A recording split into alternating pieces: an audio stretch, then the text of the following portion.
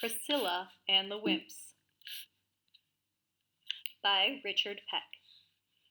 Listen, there was a time when you couldn't even go to the restroom in this school without a pass.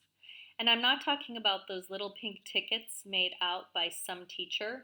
I'm talking about a pass that could cost anywhere up to $1, sold by Monk Clutter. Not that mighty Monk ever touched money, not in public. The gang he ran, which ran the school for him, was his collection agency. They were Clutter's Cobras, a name spelled out in nail heads on 6 well-known black plastic windbreakers. Monk's threads were more subtle.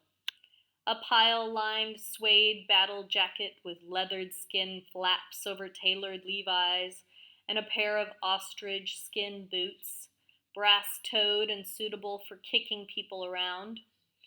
One of his cobras did nothing all day but walk a half step behind Monk, carrying a fitted bag with Monk's gym shoes, a roll of restroom passes, a cash box, and a switchblade that Monk gave himself manicures with at lunch over at the cobra's table. Speaking of lunch, there were a few cases of advanced malnutrition among the newer kids.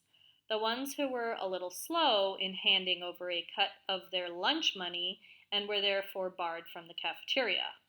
Monk ran a tight ship. I admit it.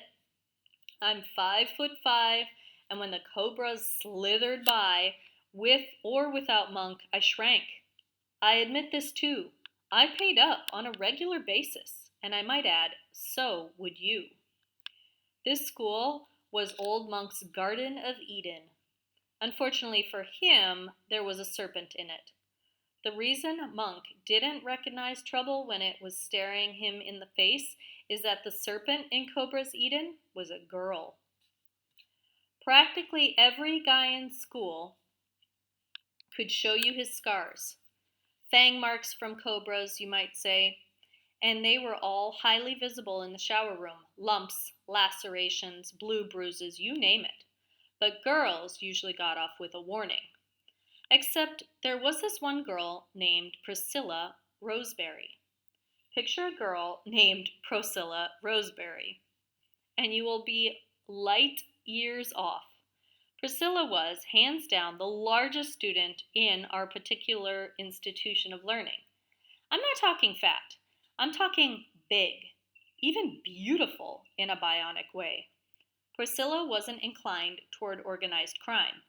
Otherwise, she would have put together a gang that would turn Clutter's cobras into garter snakes. Priscilla was basically a loner, except she had one friend, a little guy named Melvin Dietweiler.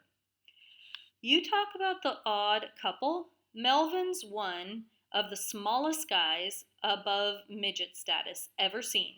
A really nice guy, but, little. They even had lockers next to each other in the same bank as mine. I don't know what they had going on. I'm not saying this was a romance. After all, people deserve their privacy. Priscilla was sort of above everything, if you pardon the pun, and very calm, as only the very big can be. If there was anybody who didn't notice Clutter's cobras, it was Priscilla.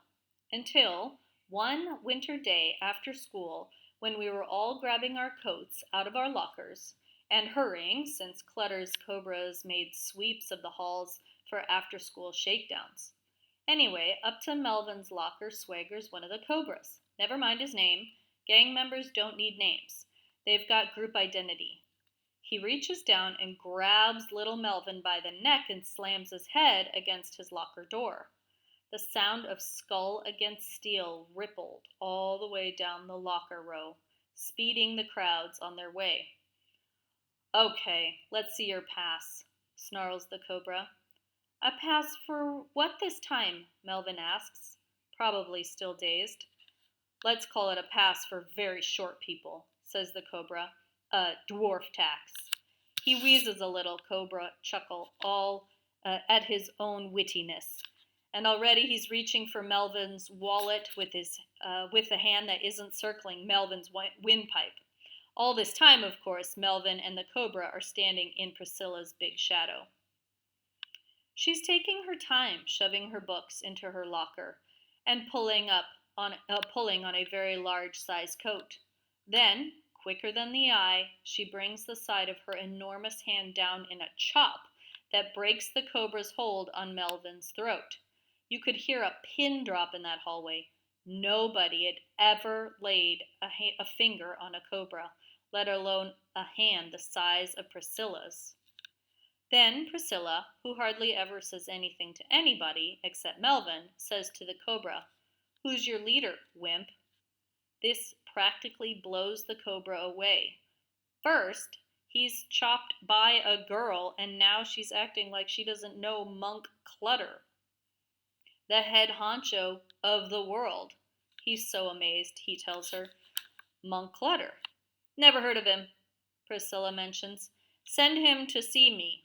The cobra just backs away from her like the whole situation is too big for him, which it is. Pretty soon, Monk himself slides up. He jerks his head once, and his cobras slither off down the hall. He's going to handle this interesting case personally. Who is it around here doesn't know Monk Clutter? He's standing inches from Priscilla, but since he'd have to look up at her, he doesn't. Never heard of him, says Priscilla.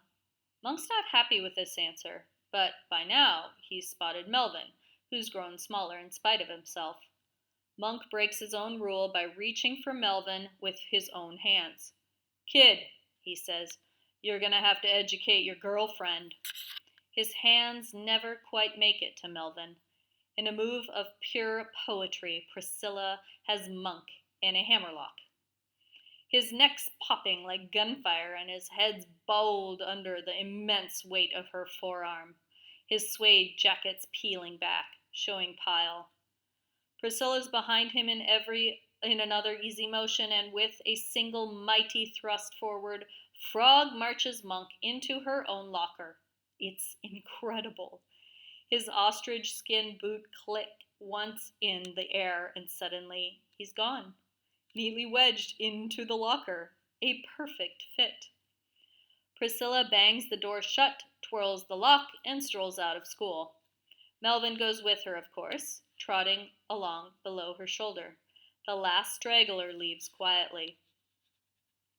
Well, this is where fate, an even bigger force than Priscilla, steps in. It snows all that night, a blizzard.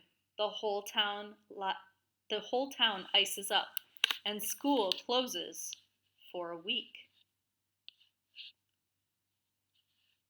The end.